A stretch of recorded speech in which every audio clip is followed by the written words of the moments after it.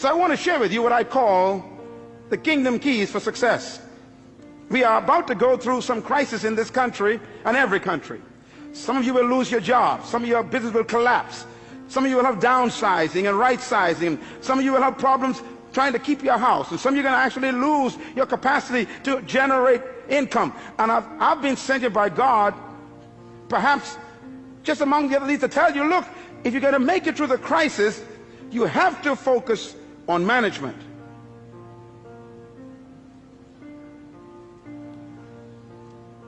Here's God's successful key. Genesis 1:28 says these words, and the Lord blessed them, and God said unto them, be fruitful and multiply and replenish the earth and subdue it, and have dominion over the fish of the sea, the fowl of the air, and over every living thing that creeps upon the ground. Now, listen carefully, because this is really the heart of God's mandate. In Genesis 1:26, God says these words about you. Let them have dominion over the earth. In Genesis chapter 1 verse 28, God tells us how to do it. Dominion means to govern, to rule, to control, to manage, to lead. Now in verse 28, he tells us how to dominate the earth. He gives us the process. Please get your pen. You're going to write this down, because anyone who wants to dominate in the earth will have to follow God's simple process. First of all, the 4 keys or principles of success in God's program. Number 1, be fruitful. God never said to be seedful. The first command God gave man was to be what? Fruitful.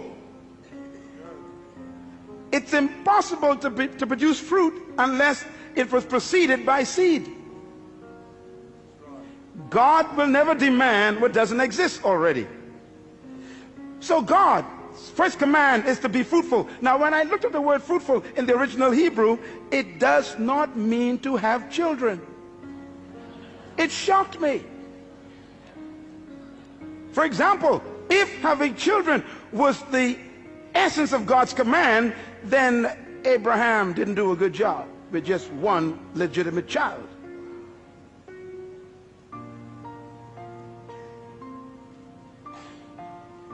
The word fruitful, write it down, it means productive.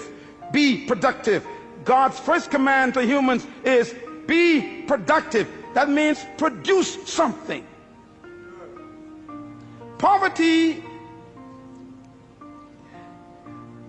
is the absence of self-production. I remember when Jesus was laying on the floor one day eating, a woman walked in. It was illegal for her to do that, where men were eating at that time, and she stepped over Peter, James, and John, and she came to him, and she took this beautiful stone bottle, and she broke the top, and she poured this ointment over his body, and she began to rub it into his flesh and into his feet, and the scent filled the room. And right away the men knew this scent indicates a quality of ointment that was very expensive. Matter of fact, it was imported from Egypt. They knew it. It was used for embalming bodies. It cost $12,000 to $13,000 US in our day. That's why they said this is a year's wages in one bottle. And they complained to him and said, sir, why do you let this woman waste this precious money on your body? And Jesus said something very important. They said it could have been given to the poor. His answer was, the poor you always have with you. Now, when I looked at the word poor there, it shocked me. It doesn't mean those who lack. It means non-productive ones.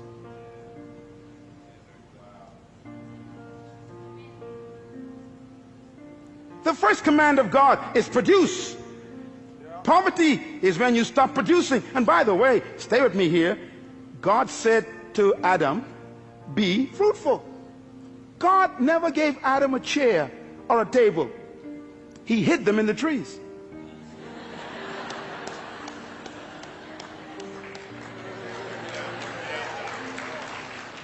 God never gave man shoes. He hid them in the cows. God never built a building before. He hid the buildings in the dirt, in the concrete. He hid the cars in the ore, in the mountains. Be fruitful. Be productive. The future of Australia is not in America or England. It's in Australia. The capacity to produce is right here. Poverty is a lack of creativity, not a lack of resources. There is no crisis except a crisis of creativity. No money has left the planet. No matter what they say around the world, no money went to the moon, no money went to Mars. It's all still here. And it will be attracted to creativity, because crisis creates creativity and innovation. It is those who are productive that will attract resources.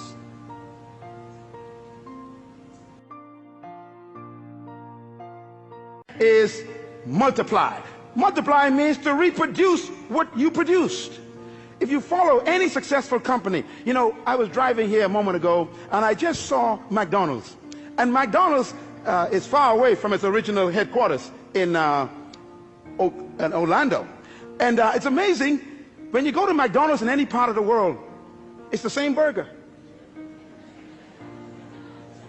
McDonald's has discovered God's program more effectively than the church. First of all, you what? Produce. Everybody say produce. In other words, you produce something. You produce one good item. McDonald's produced a product called Big Mac. You cannot find the Mac anywhere else. That's their fruit. But having a good product, you will still die of starvation. A good idea doesn't make you wealthy or successful. You got to be able to move to stage number 2. Multiply. Reproduce it. McDonald's have to develop a system that can produce 1 billion burgers every single month. And it's the same Big Mac. In China, in Ukraine, in Mexico, it's the same burger. In the Bahamas, in Jamaica, in Trinidad, in London, it's the same burger. Why? They have learned to move God's second stage. They produce and then they reproduce. Every successful business on earth has stolen God's process, and only the church have missed it. That's why we're broke. Microsoft, Bill Gates produced one good fruit, and then he put the system in to multiply it. What you cannot reproduce will die. The third command of God is very important. He said replenish. Everybody say replenish. The word replenish means to distribute. You know, it's incredible. God's ideas are all business ideas. Why? You are a manager. No matter how good your product is, and no matter how many times you reproduce it, nothing can destroy a company faster than dead inventory. Come on, businessmen, talk to me. You can have the best product in the world in the warehouse and still die of starvation. You must move to the third level of success, and that is distribution. This church was not built by God just to become a good product. He wants to reproduce this 1,000 times in the city. And then he wants to distribute it to other nations of the world.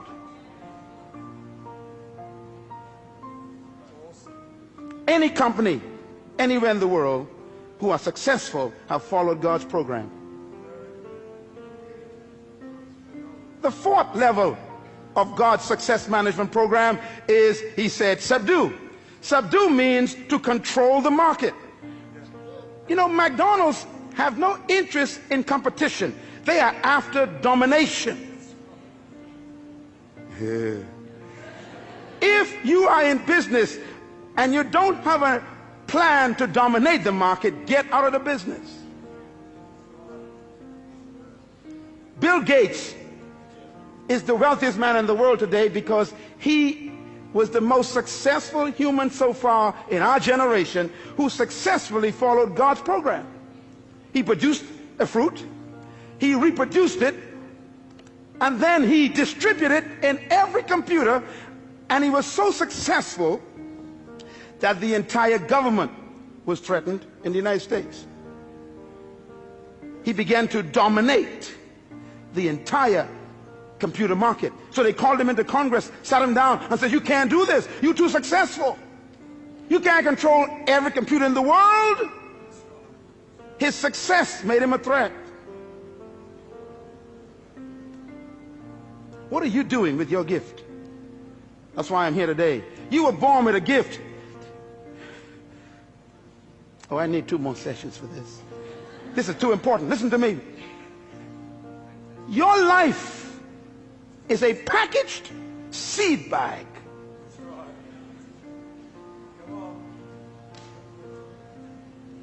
Subdue, control.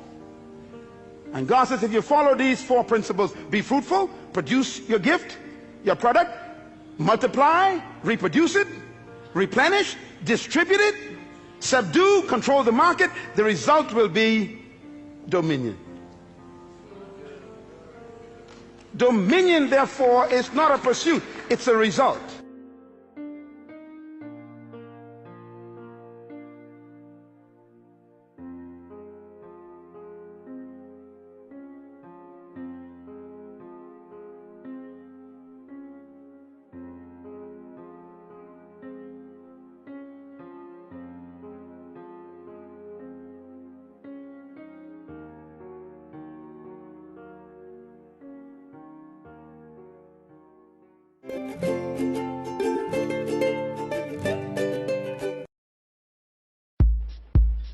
Leaders are very unique people. They have a very simple distinction, and that is their thinking is different. Leaders do not think like followers.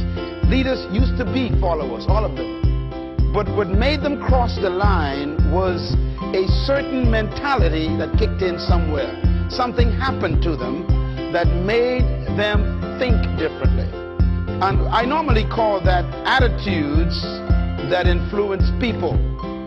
If you want to be an impactful personality, you have to develop certain types of thinking and perceptions that change the way you see yourself and see the world. I call this the spirit of leadership. But let's talk a little bit about the lion. The lion has what I call the spirit of leadership. And this word spirit here is referring to attitude. A leader has an attitude that makes him or her different from followers. And the lion exhibits that attitude. But the lion to me is a great source of encouragement to all of us. Now, what's the main thing that shocks me with the lion is that the lion is not larger than the giraffe, bigger than the elephant, or heavier than the hippo. The lion is an amazing creature. He's not as smart as the hyena or the snake. And yet, when he shows up, they all run away. Tell you, David, there's hope for you. That's right, because you ain't tall, you ain't smart, you ain't intelligent, you ain't the biggest, but you could be the leader. The lion, therefore, cancels all of your excuses for not becoming a leader. You don't need to be intelligent. You don't need to have a certain height. You don't need to have a certain weight. You don't need to have any kind of advantage. And yet you can be the leader. What makes the lion so unique? Well, here's one of my favorite quotes that I put in my books, and I believe it really brings home the point. An army of sheep led by a lion will always defeat an army of lions led by a sheep. And the answers to that dilemma is this: Because leadership can transform cowards into violent warriors. Because leadership determines everything. Now, why would a lion become the king of the jungle when he has all of those limitations? He's not the tallest, not the strongest, not the smartest, not the heaviest, not the most intelligent, but yet he runs things. The lion is the king of the jungle because of one word: attitude. The lion has a different attitude that makes every animal afraid of him. For example, a lion will see an elephant, and the thing that comes to his mind, one word: lunch. Now the elephant is 10 times the size of the lion, probably 50 times heavier, and has more power. One stomp of his feet could destroy the lion. But when the lion sees the elephant, he doesn't look at size and weight and strength and power. He looks at lunch. I could eat this thing. And he acts the way he thinks. Say it. He acts the way. You see, the size is not the problem. The weight of the elephant is not his concern. What makes him act is the way he thinks. And because he thinks he can eat the elephant, he attacks it. Leadership attitude. Now here's another amazing mystery. The elephant is larger, bigger, stronger, more powerful, heavier, and more intelligent. And yet when the elephant sees the lion, one word comes to mind: eater. Eater. In other words, the elephant is controlled by the way he thinks. He thinks that he is lunch. Therefore, his size, his weight, his power, his might, his authority is a victim of the way he thinks. It doesn't matter how big you are, how intelligent you are, how many degrees you get. It's your mind that keeps you small. And it doesn't matter how small you are, or how unintelligent you may seem to be, or how much you don't have. It's your mind that makes you the leader. Attitude. The attitude, therefore, is the difference. The difference between a leader and a follower is attitude. Why? Because it is unique attitudes that distinguish leaders from followers. They think differently. And that's because attitudes produce certain behaviors. And those behaviors stretch the leader beyond the limitations of the norm. In other words, it is the thinking of the person that makes them see circumstances differently. How do you think? Write this down. Attitude is a product of belief. This is very important to develop your leadership. Attitude is a product of belief. You cannot have an attitude beyond your belief. So your attitude comes from your belief system. The lion is the king because of what he believes about himself, and what he believes about the lion, the elephant, and the giraffe. He believes that they are lunch, and he believes he can eat them. His belief system controls the whole situation when they meet. Life is what you think it should be. That's exactly what you are right now. You are what you thought you should be. And if you don't like who you are, you got to change what you think you should be. That's how leaders are born.